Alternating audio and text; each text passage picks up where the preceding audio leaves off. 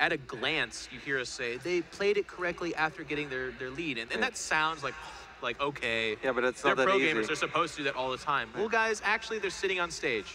Both these guys traveled, well, actually, viOLet didn't travel for crap, but HuK traveled really far. Hey, Atlanta ain't that close. Atlanta, how far? Probably at least 1,000 miles from here. 1,000 miles? Or 800. Let's call it 9,000. It's over 9,000 miles. No, it's definitely not over 9,000 miles. All right. Well, is HuK currently living in Nebraska? Did I hear that? HuK is living. Did you say Nebraska? Yeah, I no, heard. Oh. He's not dating Destiny. He actually lives in St. Louis. St. Louis. Yeah. I mean, that's also in the Midwest, no? Yeah. Once you get past. How did HuK end up in St. Louis? Well, he is living in St. Louis because he is living with a special friend. Ah, okay. I was like, how did HuK end up in St. Louis? It turns out, the American Canadian who grew up in Florida. Canadians love St. Louis, man. Really? No, did you actually know that St. Louis has some of the highest crime and murder rate in the entire country? I heard that. How random is that? I was surprised by that. It seems like a beautiful place. Yeah. They have the ice Rams, hockey team. The best show on turf in the NFL for a while there. But But now they suck, so that's probably... No, they actually don't suck. They're quite good. Anyways, I digress, and I'm making football jokes, which maybe some people would appreciate, but the large part probably not. Let's go ahead and introduce these players. It's tied 1 apiece. Both these players need a win to get that strong foothold in this group. Top left-hand side, originally from Korea, now living in Atlanta, Georgia, it is viOLet.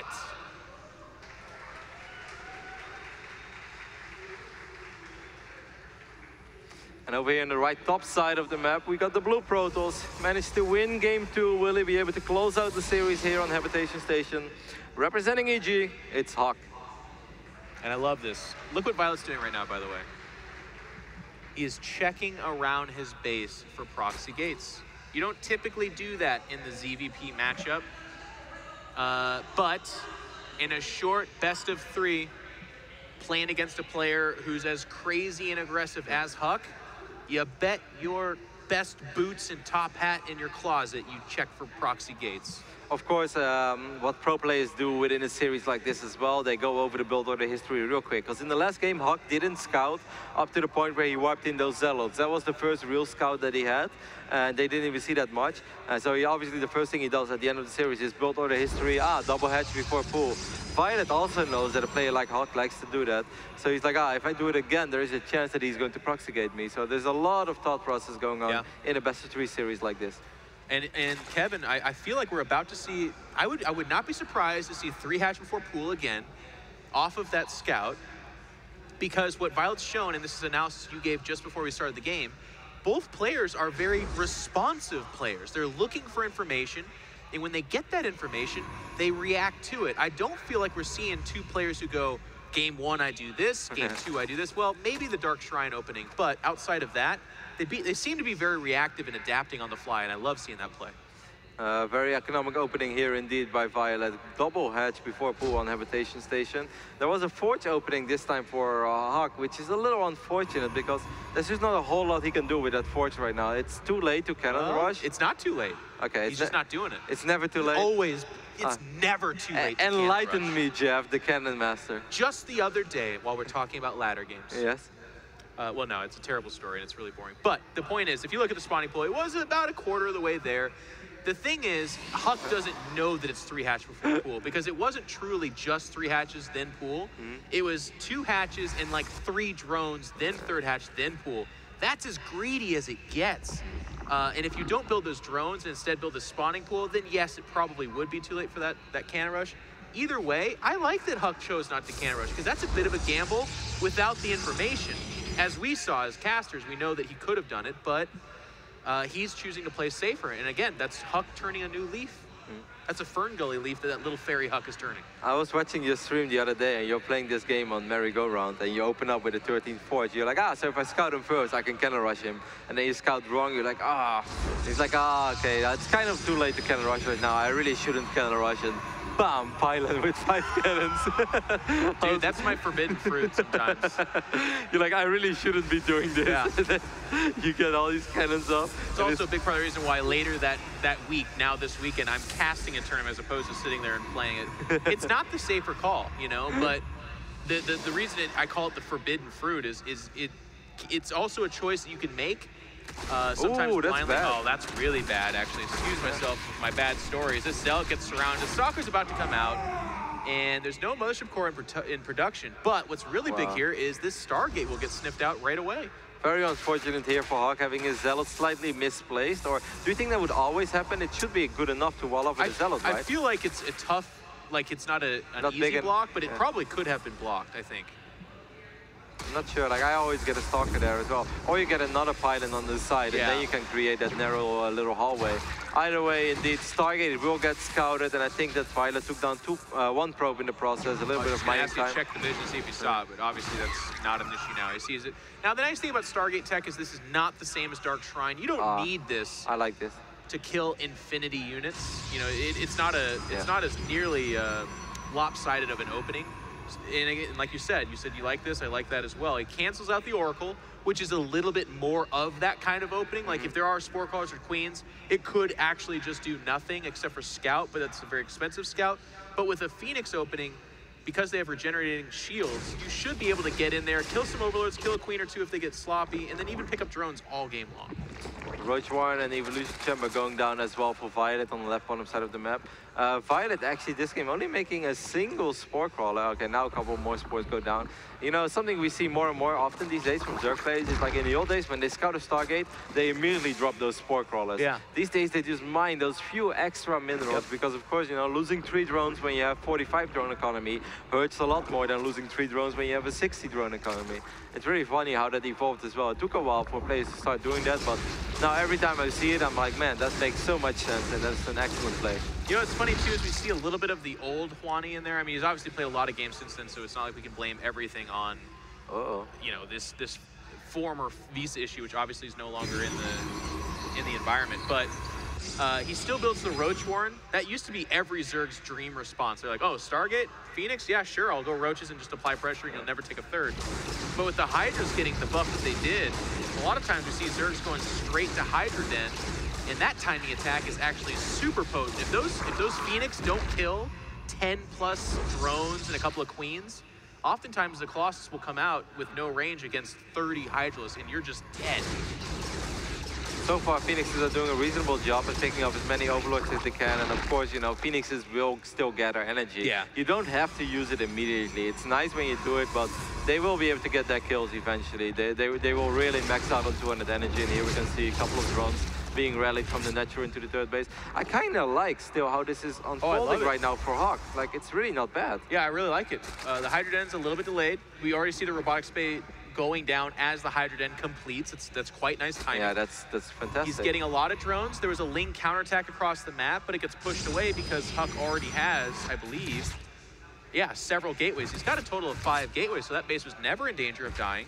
HuK is once again in a very nice position. Okay, he has to be careful with it. I would rather see him wait right now with the Phoenixes and pick up those Hydras that spawn one by one. Right. Roaches are a lot cheaper than Hydras, and obviously Hydras attack the Phoenixes as well.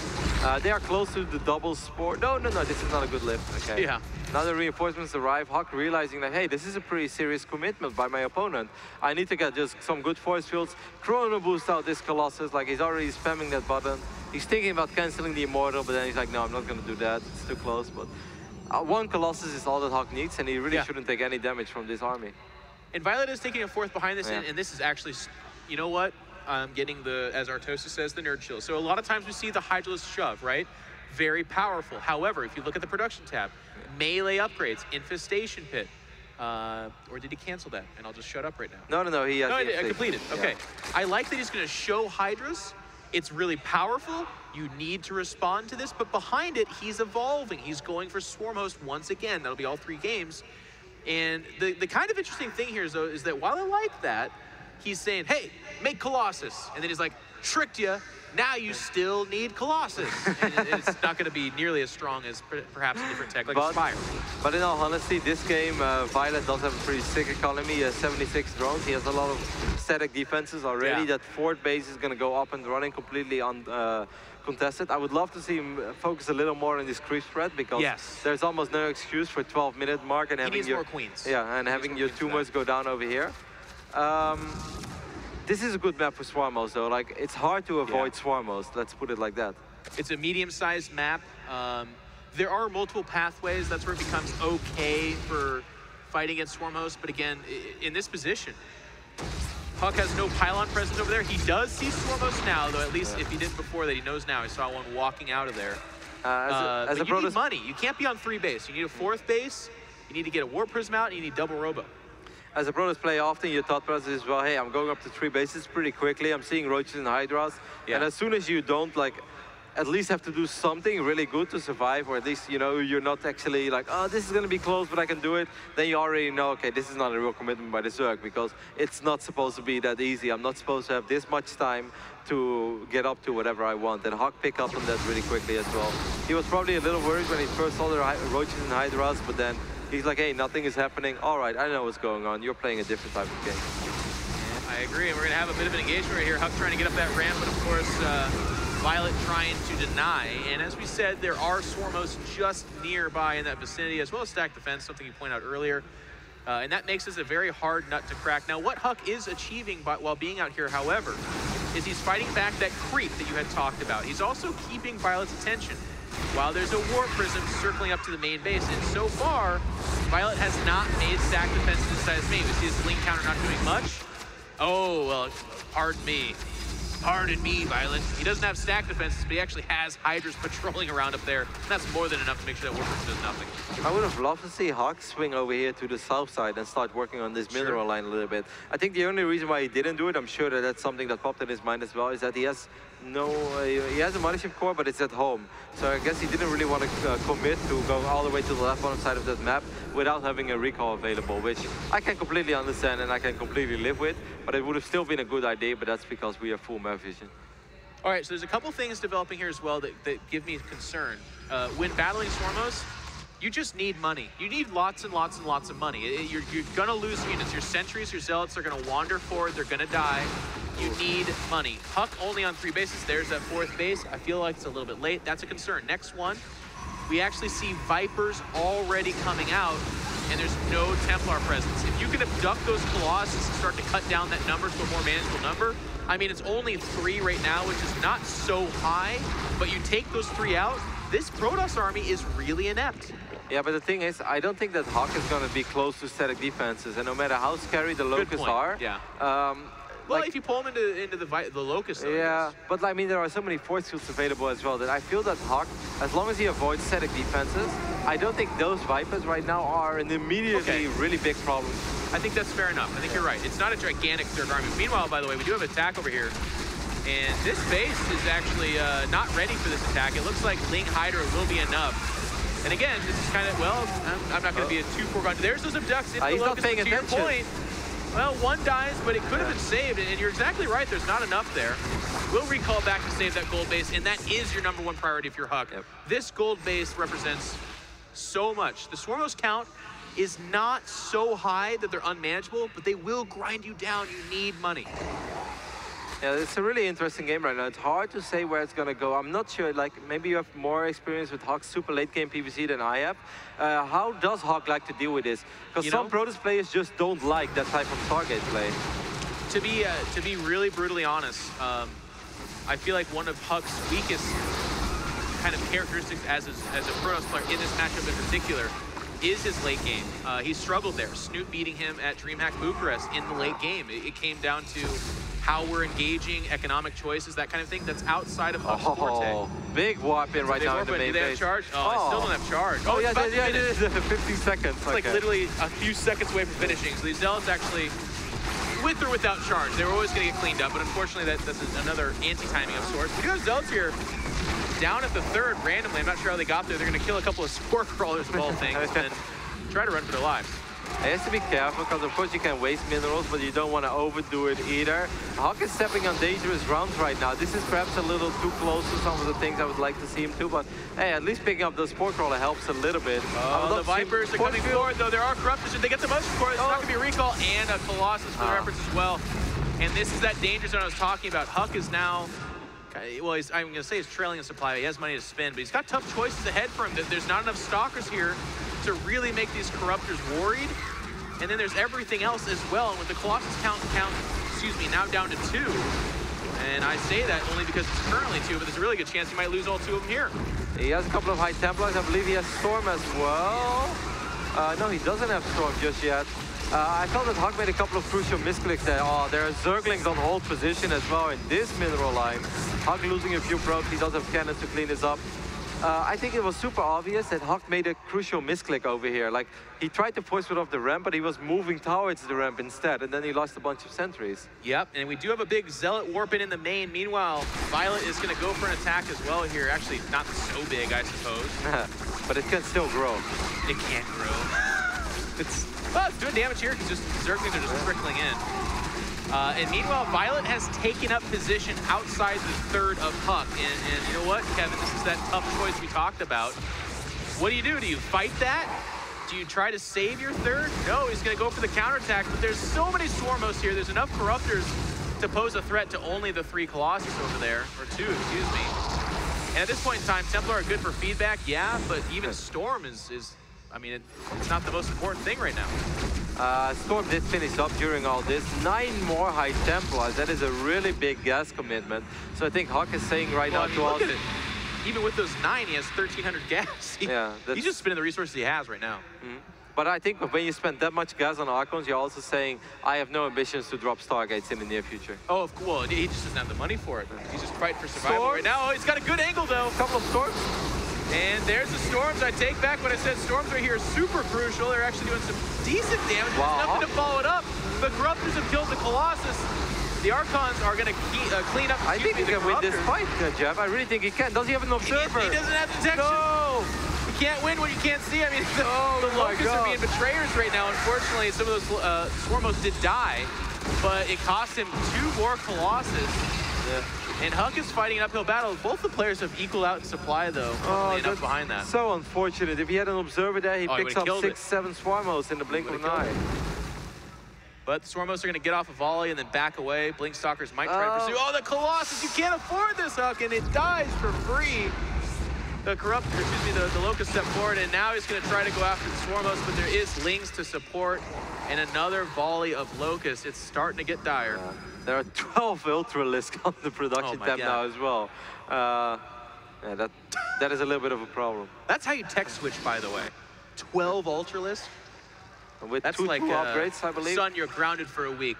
Psych, it's actually 6 years. Your son just cries into his hands as he's grounded for 6 years. Swarmos going to remain in the middle of the map, applying pressure. And you know what's funny is behind this, viOLet's not even really mining off that 5th base. He's kind of a low econ Zerg. Like, other than the fact that he just built 12 Ultras, which I guess takes almost everything I said and throws it on the ground. But he hasn't actually had a huge bank this whole time.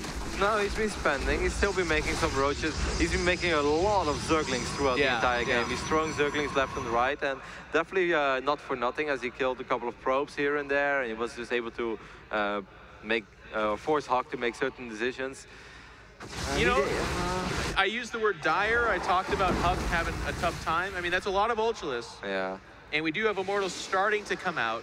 I mean, I look at HuK's army and I say, this doesn't stand a chance, okay? No. That's the uphill battle. But if you can stabilize, Ultras can become hard countered against like 10-ish Immortals. Of course, we're very far away from 10 Ultras. There are a couple of Vipers in the mix as well, so those Immortals or Colossus might die pretty much immediately. Oh, another Colossus. He actually abducted it too. That might have been the shortest abduction I've ever seen in my life. I thought it was just weird movement. Anyway, Storms are landing, but Storms, they do some damage against Ultras, but not what you really want. Well, there's the abduction. The Colossus do step back though, and those, I'll tell you what, those Ultras, they got thinned out by the Storms. The Colossus starting to rack it up. The unfortunate thing here is that while I do feel like HuK is perhaps going to win this fight. This is actually very well done by HuK. Yeah, it's still expensive though. He loses the Templar. I don't think he made too many Archons behind that. But we looked at that army and we said HuK was dead, and here he is, and now getting the Swarm host. Can he turn this around? Revenge of the Zealots, man. Zealots are chasing Ultras away. I've seen a lot of stocks. No, not at all. A couple of stocks out of position. HuK still has money as well, so he can still make a much bigger and much stronger army. But I would like to see HuK just chill out for a little bit right now. Get the right composition, chill. He's equalizing an economy, but look at the production tab. We have more Ultras coming out. I actually really disagree with this. I feel like if you give Protoss enough time to get out those hard countering Immortals and to build up things that just naturally take Ultras and Friends into account, like your Archons, like your Colossus, it's the Protoss Death Ball that steamrolls the Ultras. The Ultras don't get better the later the game goes on. Now, unless he somehow gets like an absolute dream army of a lot of Blinding Cloud and Fungal Growth, but... Yeah, we're far ways away from that though. Yeah, well, actually, he's got 2,000 gas. Yeah, but still, it's unlikely that he's going to be able to just... And like a bunch of Queens would be needed as well with a lot of energy. Yeah. Only then, those Ultras are still very, very, very viable, super late game. I mean, HuK's army, like, it looks intimidating. It's a 196 Pros army supply. Ooh, Look super at the Templars, scary. by the way. Yeah. Stop it. It's 13 Templar. One thing we it's 15. Yeah. One thing we can say is that HuK likes to spend his gas. He does like to spend his gas. The gold base getting harassed here a little bit, not really mining super effectively, but HuK's gonna push out. And Storm for everyone. This is the I'm still a little Oprah worried. Winfrey of Templar use right here. It's actually gonna be available for everyone. You get a storm. You get a storm. I'm still a little worried. Like, I like HuK's. Oh, wow, the Zealots are trapping an Ultra. That's around. And even the other Ultra's getting surrounded as well. What's going on? The Link counterattack over here, but that's enough cannons. And, well, if it's not enough cannons, the probes are going to help out. Big warp in here as well. This should... These circlings are very strong, up. though. Meanwhile, HuK's army's killing the 5th and the 4th at the same time. And viOLet's left to counterattack. That's his only option. Well, as I say that, no, he's going for a flank. He's going to try to come in the south, but you just showed it. He's leaving corruptors everywhere. He needs to clean up his army here. I'm a little bit worried for HuK. viOLet has a lot of free supply. viOLet, why? That Ultra really wanted that probe. He's like, I don't care. You ain't building a probe pylon here. And I like this from HuK too. He's going to leave behind just kind of the disposable units. The Zealots, you know, I guess the Immortal like it's like the general of this little force over here, but behind that, and wow, these Zealots are gonna find all the Brewlers being made. Now those Brewlers don't really have an answer. HuK's gonna have to dash up to those Stargates he's making out, but if those Zealots don't find the morphing Brewlers right there, it only gets more bleak for our Protoss hero. Yeah, but HuK is playing this out so well. He finally got rid of all those Zealots, and those Zealots were actually, you know, detrimental to a couple of those Ultra list kills. viOLet right now is going to work with the remaining money that he has left. He's going to move across the map immediately, but HuK, I actually believe that HuK would kill this with, well, it's a lot of supply of Zerg. I won't say with Stalkers, but I'll take that back. There you go, Ultras fans. Finally a win for those guys. But all that HuK needs, HuK has 3 Stargates, because he already had that 1 Stargate, of course. So he's able to produce 3 Tempests at a time. No gas. Look. Oh. 100 and he's got 200 gas. 3 Stargates are going to finish. Wow. What does he do with them? Then I'm still a little worried, actually. You need to get ready for what's about to happen. This game's going to get crazy all up in his house. Basically, it's Storm as the answer for them.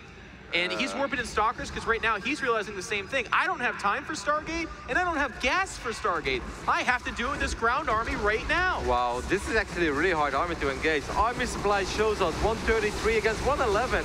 viOLet's army is bigger.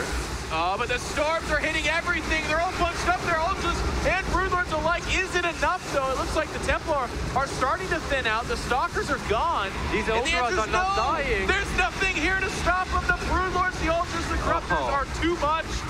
And HuK is taking a massive beating at his 3rd base. A lot of Stalkers being wiped in right now. The Ultras have finally died, so now the Archons are going to be close to the Broodlords as well. HuK can still do this, right? It's so hard, it's so close. I don't know, Kevin, to play the bitter damn part here. He's just not going to be able to do it. He has no money. He's warping in a single Tempest. That's not enough. And viOLet takes the game at the end.